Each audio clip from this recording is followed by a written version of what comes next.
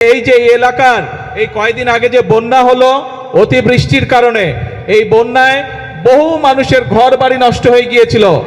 যাই হোক, আল্লাহর রহমতে তারপরে আমরা 100 গরিব দুস্থ পরিবারকে আমরা আজকে ঘরের চাবি হাতে উঠিয়ে দিতে পেরেছি।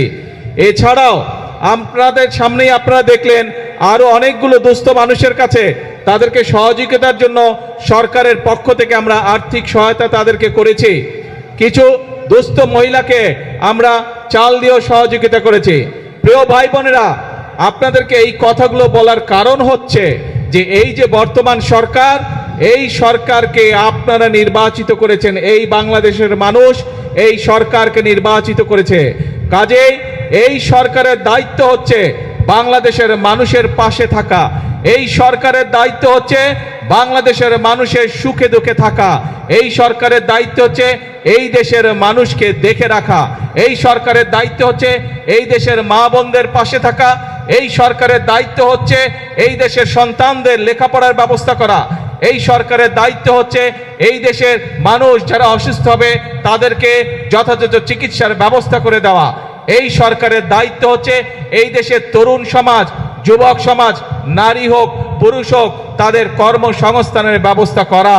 প্রিয় ভাই বোনেরা, এই জন্যই আপনারা দেখেছেন নির্বাচনের সময় আমরা বলেছিলাম যে বিএনপি যদি আল্লাহর রহমতে বাংলাদেশের মানুষের ভোটে সরকার গঠনে সক্ষম হয় তাহলে আমরা মূল কয়েকটি কাজে হাত দেব। তার মধ্যে একটি কাজ ছিল এই দেশের মায়েদেরকে সহযোগিতা করার জন্য, এই দেশের নারীরা যাতে স্বাবলম্বী হতে পারে সেই জন্য আমরা বলেছিলাম আমরা ফ্যামিলি কার্ড ঘরে ঘরে পৌঁছাবো, যেটি আমির খসরু সাহেব ওনার বক্তব্যে বলেছেন।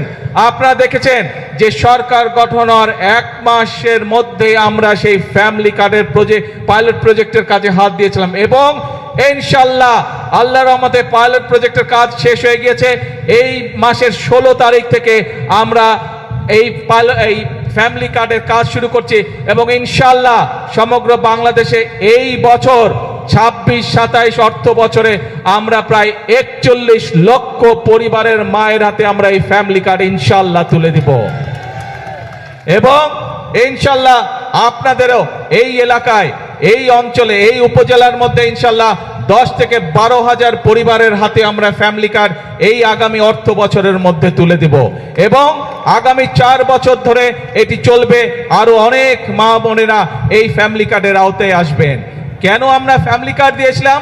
আমাদের ফ্যামিলি কার্ড দেওয়ার উদ্দেশ্য ছিল, লক্ষ্য ছিল যাতে ভাইদের পাশাপাশি যাতে বোনেরাও সংসারের হাল ধরতে পারে, একটি স্বাবলম্বী পরিবার গড়ে তুলতে পারে, সন্তানদের লেখাপড়া দেখতে পারে, সন্তানদের স্বাস্থ্য সেবা যাতে দিতে পারে মায়েরা, সেই জন্য মাদের হাতকে শক্তিশালী করার জন্য আমরা এই ফ্যামিলি কার্ডের ব্যবস্থা করেছি। শুধু ফ্যামিলি কার্ডই নয়, ফ্যামিলি কার্ডের পাশাপাশি আমরা কৃষক কার্ডেরও ব্যবস্থা করেছি।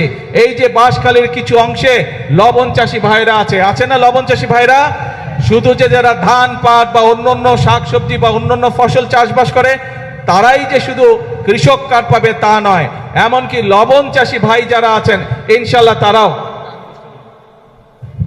এমনকি লবণ চাষী ভাই যারা আছে তাদেরকেও ইনশাআল্লাহ আমরা ফ্যামিলি কার্ড তাদের হাতে পৌঁছে দিব। এবং এখানে একটি কথা এসছে যে লবণের মূল্য নির্ধারণ করে দেওয়া, আলোচনা করে আমরা ইনশাআল্লাহ লবণের মূল্য নির্ধারণ করেছি। যেই মূল্য পেলে লবণ চাষী ভাইদের স্বাবলম্বিতা, অর্থনৈতিকভাবে তারা সচ্ছল হবে আস্তে আস্তে।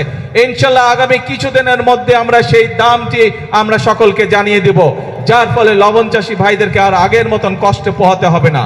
প্রিয় ভাই বোনেরা, আজকে আমি মাতার বাড়ি গিয়েছিলাম, মাতার বাড়িতে পুরা দেখে আসলাম এবং শুধু মাতার বাড়ি নাই, সেই চট্টগ্রামে মিরেশরাই থেকে শুরু করে সমগ্র অঞ্চলকে আজকে আমি দেখেছি, হেলিকপ্টারে আমি দেখেছি। কেন দেখেছি? কারণ এই যে আমাদের সামনে বিশাল সমুদ্র, এটি হচ্ছে এই বাংলাদেশের সম্পদ, এই দেশের সম্পদ। এই যে বিশাল সমুদ্র, এই সমুদ্রের মালিক হচ্ছে এই বাংলাদেশের জনগণ এবং সেজন্যই এই সমুদ্রকে কিভাবে ব্যবহার করে বাংলাদেশের মানুষের তাদের জীবন ব্যবস্থা উন্নত করা যায়, কিভাবে আমরা সেটি এইখান থেকে শুরু করে সেই মিরেশরাই পর্যন্ত, মাতারেবের পর্যন্ত কিভাবে আমরা বিভিন্ন মিল ফ্যাক্টরি স্থাপন করার মাধ্যমে এই দেশের মানুষের কর্মসংস্থানের ব্যবস্থা করতে পারবো, এই দেশের মানুষের ব্যবসা বাণিজ্যের ব্যবস্থা করতে পারবো। সেই পরিকল্পনা কিভাবে গ্রহণ করা যায় তার জন্য আজকে আমি মাতার বাড়ি গিয়েছিলাম।